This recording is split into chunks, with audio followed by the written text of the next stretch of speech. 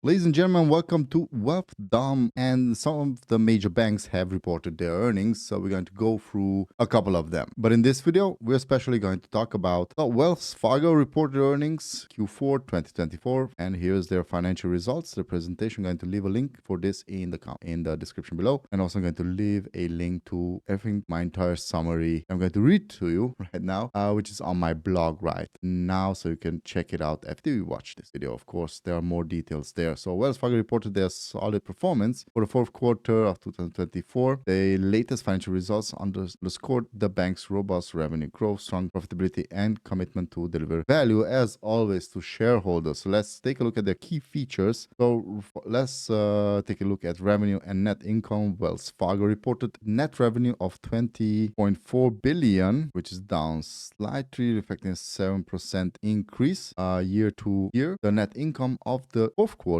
was $8.5 billion, up 11%. Earnings per share, diluted EPS was $1.35 per share. So a net income of $5.1 billion and a $1.33 per diluted share, making an increase from a $3.4 billion in the fourth quarter. Now, revenue was $20.4 billion, slightly down year over year. Net interest income was $11.8 billion, a 7% decline year over year. Non-interest income was $8.5 billion, which is also up 11% year to year, and efficiency ratio was a 68%, reflecting a cost-saving initiative. Okay, now capital and liquidity. This is what I'm looking for. Common equity tier CET1 ratio 11.1% under the standardized approach, down 30 basis points year over year. This looks like Wells Fargo is the weaker one from the banks reported today. Liquidity conversion ratio was 125%. We had 130% for Goldman Sachs and Citigroup, so they're slightly lagging. And shareholder returns for $4 billion spent on stock buybacks and $1.3 billion paid in dividends during Q4. Now,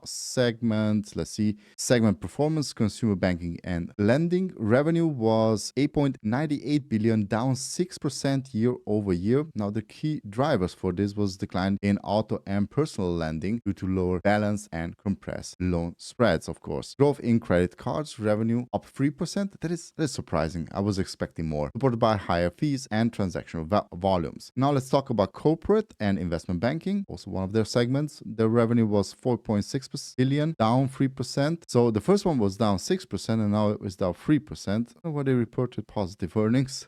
Notable trends: strong investment banking performance driven by increased activity in equity and debt capital markets. Seasonal decline in trending revenues across most asset classes, of course. Wealth and investment management, the revenue was $4.0 billion, so $4 billion, up 8%. Investment banking drivers for this were growth in non-interest income, up 13% year over year due to higher market valuations, increased in client assets, which totaled a $2.3 trillion. Whoa! Okay, credit liquidity. Price of credit losses, $1.1 billion, reflecting stable asset quality, and non-performing assets declined 5% year over year to $7.9 billion, driven by reduction in commercial real estate and residential mortgage non-accruable loans. Okay, so the outlook for 2025, a net interest income expected to grow by 1 or 3% based on the loan and deposit growth. Expenses, on the other hand, anticipated to be approximately $54.2 billion, with investment in digital infrastructure and risk management. So let me hear what you think about Wells Fargo. Leave it in the comment section below. With this being said, like and subscribe. Catch you next time. Bye-bye.